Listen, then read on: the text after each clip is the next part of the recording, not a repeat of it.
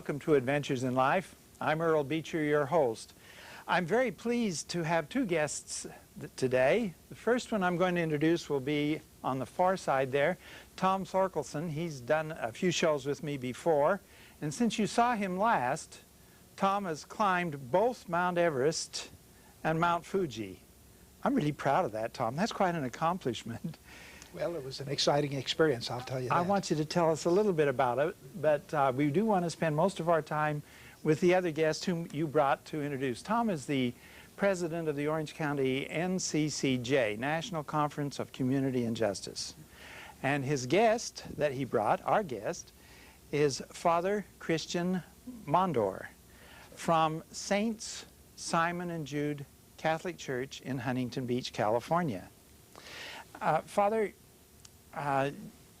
this is the 50th anniversary Yes. of being a man of the cloth, is that it? Of my ordination as a priest. Your ordination. Yes. Tell us a little bit about it, and we'll get to Tom later. Well, it was a wonderful parish celebration.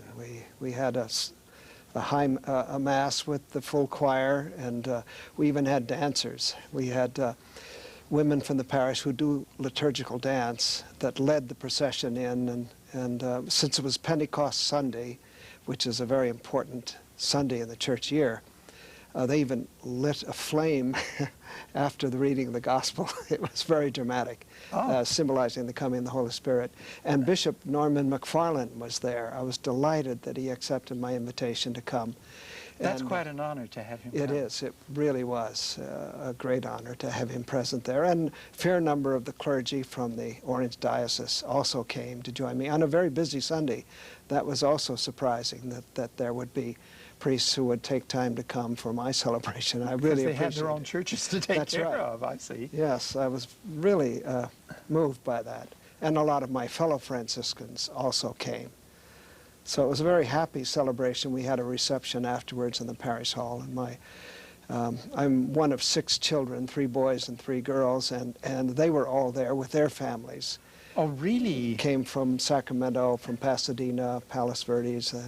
They're all still living in California. So we had a wonderful family reunion. Oh, you've been having a good time. So, it was a grand celebration. It really was. Now, Tom brought you here because he said, Earl, this man has it's 50 years, and what a career, just serving the people all that time. I want to hear a few highlights, but first let's let Tom talk a little bit. I'm dying to know about your trip. Yes. Well, you may remember that there was a blind climber Yes. who summited Everest. Yes. His name is Eric Weinmayer. He's been on the news and the cover of Time, and Yes. why weren't you on the cover of Time?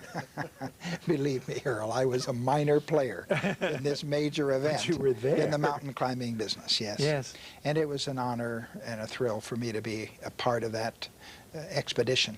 And then since then, in September, I climbed Mount Fuji in Japan and happened to be stuck over there during the 9/11 event, so I spent a little more time in Japan than we had intended to. Oh. But we had a very successful climb. I took 90 American and Japanese Boy Scouts to the summit.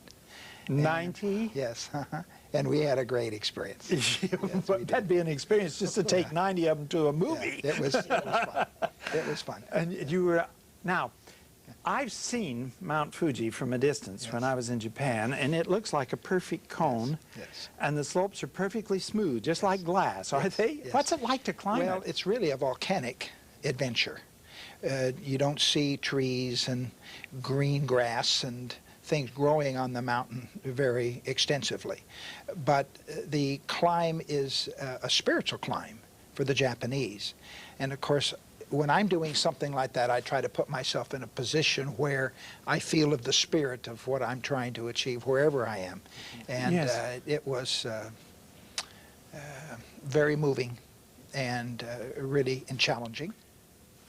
Which one was the more exciting experience, Everest or Fuji? If I had to pick my most exciting experience, it would be climbing in the Peruvian Andes from Cuzco to Machu Picchu. Machu Picchu. That has to be it gives me goose pimples when I think about it. Everest is a rich climb as well because of the great challenge that is there, and it was a great experience. And you've climbed Kilimanjaro as well. I have. Kilimanjaro, quite a different climb than Everest. Everest is an up and down climb. Up and down? Yes, you might go you're climbing all the way from Lukla. You're climbing, let's say, 20 to 25 days just to get to base camp. So you look at the map and it says you've got an elevation increase of 3,000 feet or 1,500 meters or whatever that figure might be, but you don't realize that you're climbing down 250 meters and then up and down and up. So you might be having an elevation climb in a single day of 5,000 meters up and 5,000 meters down. So it's a challenging climb, but I just can't tell you what it feels like to look at Mount Everest and know that you've earned the right to see it in person. And say, I've done it. Yeah, it's a great thrill. It gives me goose pimples to think about it. It gives me goose pimples to think about you doing it at your age, Tom. Yeah. It's really unusual for me to be here with somebody who's 64 and somebody who 74 and 75 and 76, and I'm only 70. So yeah, you're just a kid. Yeah, I know. I feel a little embarrassed. To do all I that. know, that's right. Oh man. Is it like climbing Everest to handle a parish? Well, I would have to say my 50th anniversary was like a peak, climbing a peak. It was just a glorious experience. But I'm just one of 4 on our staff, our pastoral staff. There are 3 of us priests and a sister of the Blessed Virgin Mary who's been with us for many years, outstanding woman. And there are 4 of us on the pastoral team. So we need that many, along with an office staff of about 12 full-time people, and perhaps 150, 200 Eucharistic ministers that visit the sick in the parish. Oh, really? Because it is a large parish. It's something like 6,000 families. That's pretty good. 6,000 families? Families, yes. Not individuals? Individuals. Families? Families, yes. Just keeping track of everybody is a challenge. We do it with computers. Well, I hope so. You need to. But no, it's a challenge, but it's a wonderful parish where there's a lot of involvement of the people in the parish. Now, with Tom's role as the president of the NCCJ in Orange County, he is acquainting me gradually with people representing all the different faiths, which I think is a wonderful thing.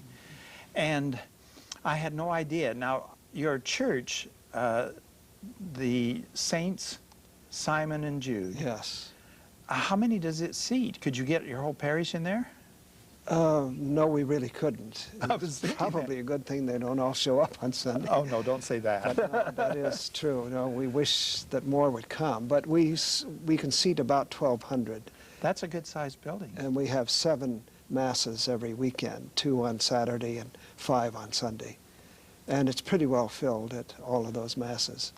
That's wonderful. So it's very encouraging, really, because there's such a response. I know this is a dumb question, but I know very often the churches are named for one particular saint, but you have 2 saints.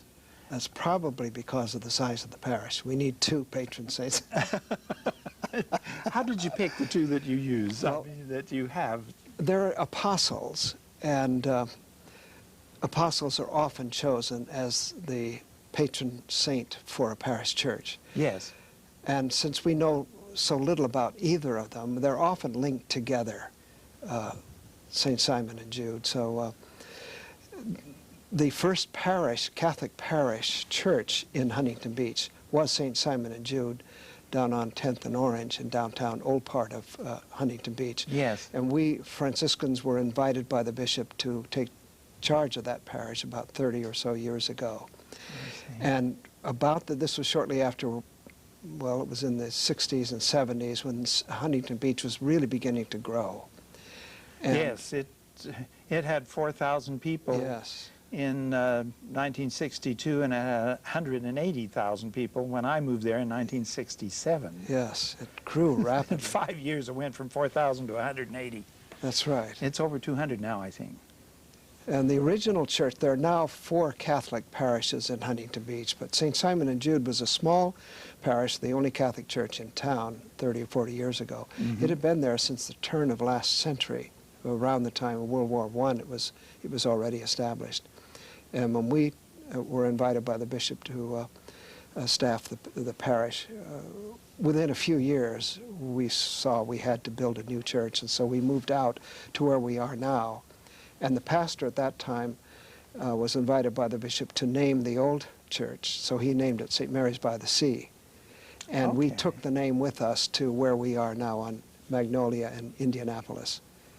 We need to pause for a public service announcement. Sonia's giving me the signal, so stay with us. We'll be right back with Father Christian Mondor and President Tom Thorkelson.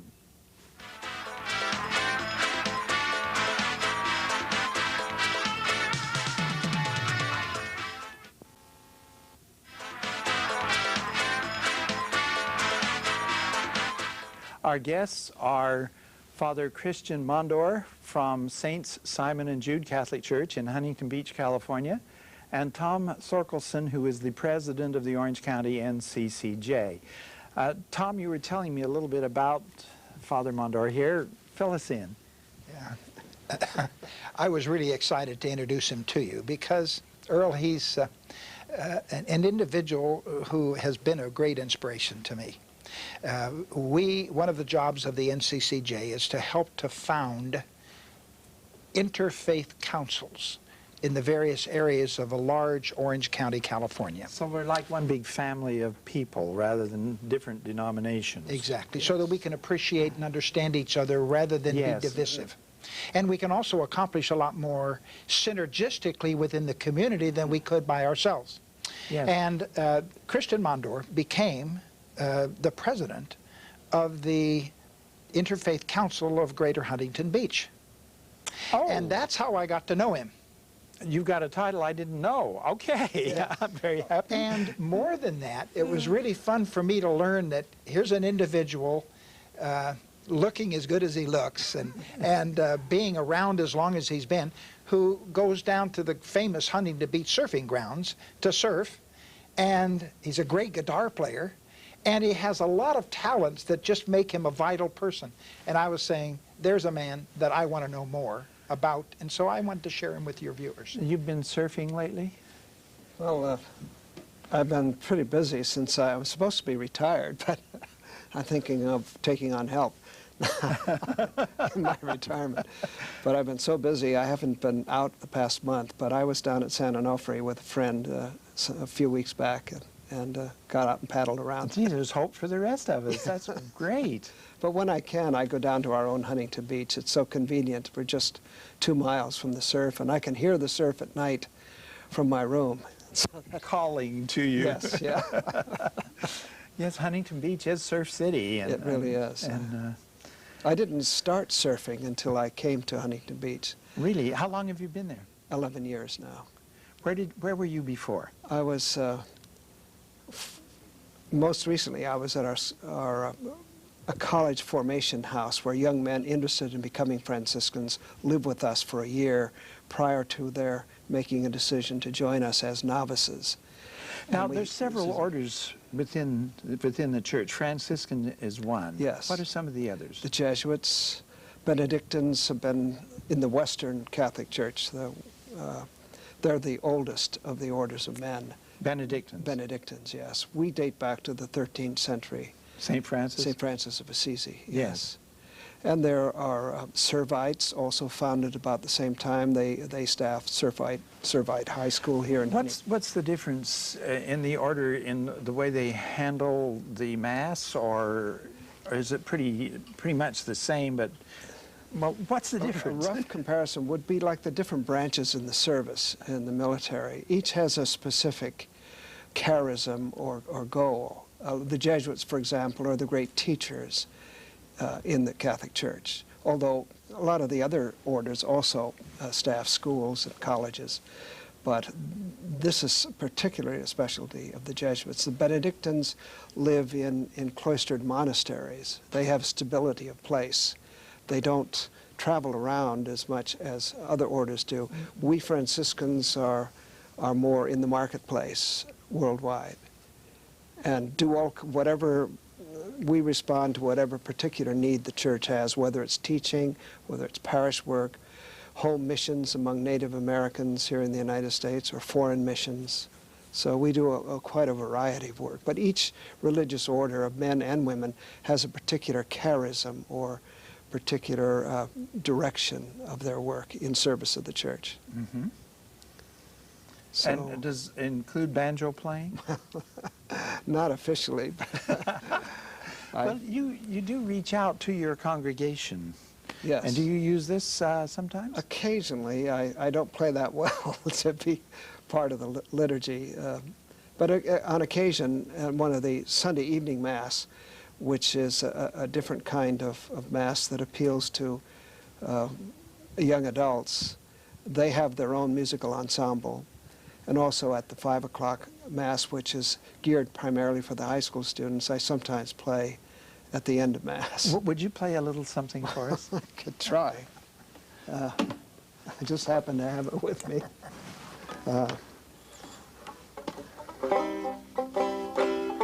This is an old banjo favorite. The world is waiting for the sunrise. That's right.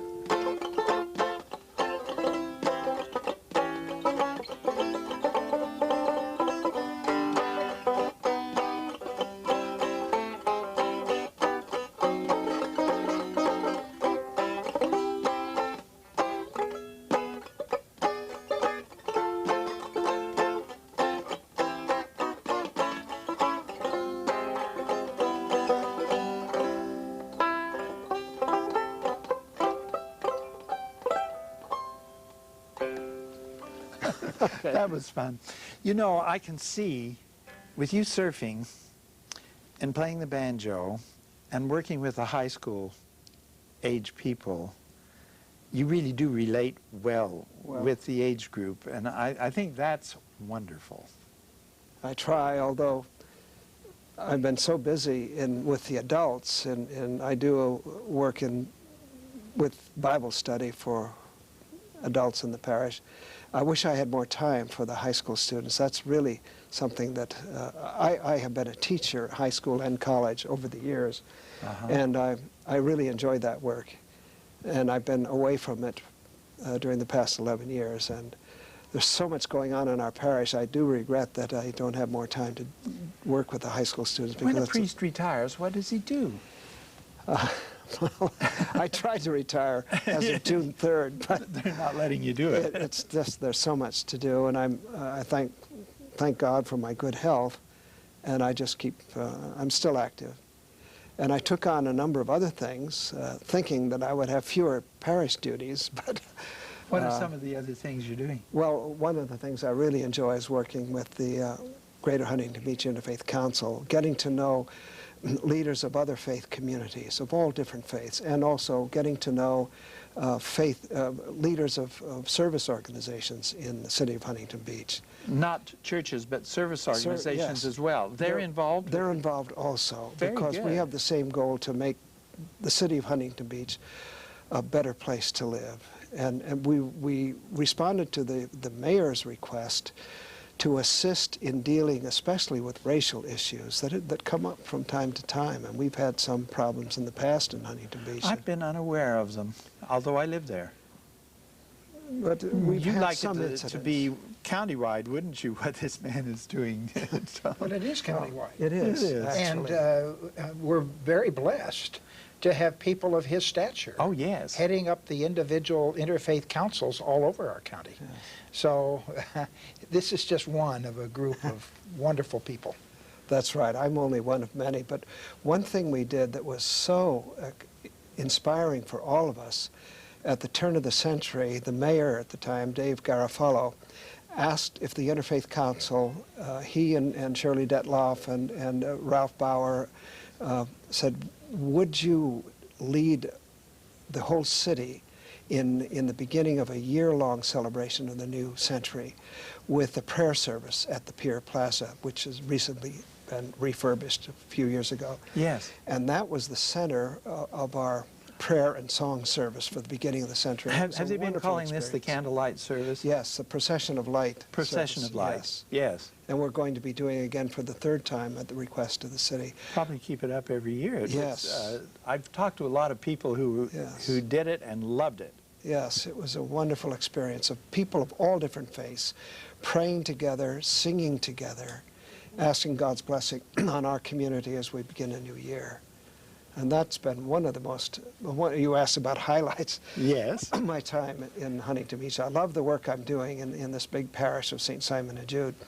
But it was a special experience to get to know other faith leaders and to pray with them as part of a city effort to ask God's blessing on our community and make this a better place for everyone. I think that that's something every city should consider doing, and I imagine between you and Tom, you could get the word out to give them the guidelines. Right, and I must say that if it weren't for the National Conference for Community and Justice and people like Tom, we wouldn't have gotten our organization off the ground. It was the NCCJ that really helped us get started and led us along the way till we were able to stand on our own two feet. They were a wonderful support to us. So. They tell me it's time to pause for another public service announcement, so stay with us. We'll be right back.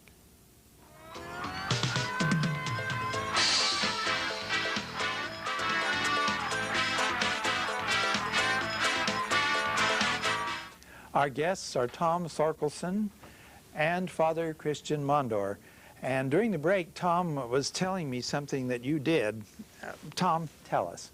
Well, as you know, America has been struggling through some major challenges now as a result of the attacks in Washington and New York on September the 11th of the year 2001. Yes. And one of the things that we have tried to do is to gather together to try to build unity within our community, and also to stress that we're not fighting Islam, we're fighting specific individuals who are maligning their own faith in the way they're acting. And so it was asked at the last minute for them to put something together, and I want him to tell you, Christian, to tell you what happened.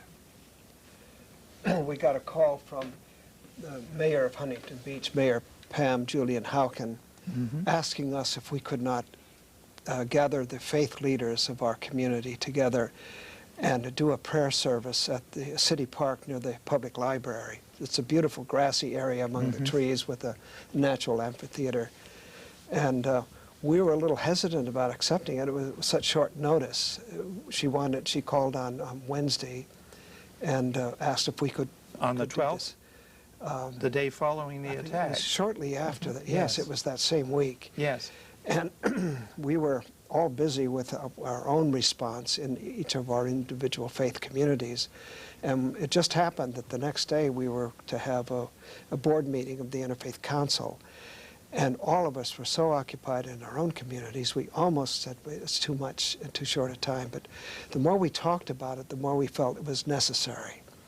That if the mayor wanted us to gather the people of Huntington Beach in a service of prayer and song, we should do it. So to the credit of all of the faith leaders and the people at the City Hall, within 24 hours we were able to put together a prayer service with song and music in the park that represented a whole spectrum of different faiths, including Muslim, Jewish, Baha'i, Hindu, Buddhist, Protestant, Catholic, Jewish.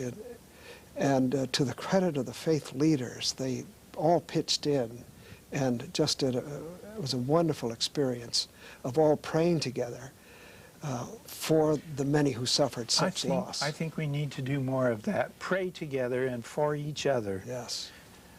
I want to thank you both for being our guests today. Life is a great adventure. That's why we call the show Adventures in Life.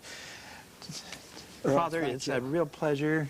And Tom, it's good to see you again. You, and we want to thank our viewers for joining us, and please join us soon again for more Adventures in Life.